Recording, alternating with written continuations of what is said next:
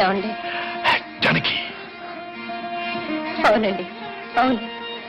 ఉదయం నుంచి లక్ష్మి లతతో కోర్టుకి ఎన్నిసార్లు ఫోన్ చేయించిందో తెలుసా?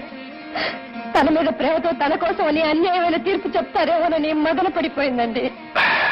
తనైనా పర్వాలేదు కానీ మీరు మాత్రం న్యాయం తప్పకూడదని దాని తపన. మీ తీర్పు విన్న తర్వాత దాని మనసు కుదుటపడిందండి. ఐ నో నా రక్తాన్ని పంచుకు పుట్టిన బిడ్డ నా ఆదర్శాల మీద ఆశయాల మీద చూపించే గౌరవం ఏమిటో నాకు తెలుసు. ప్రాణం కంటే న్యాయం గొప్పదని ఈ జస్టిస్ చౌదరి ఇంట్లో ప్రతి వారు నమ్ముతారని కూడా నాకు తెలుసు.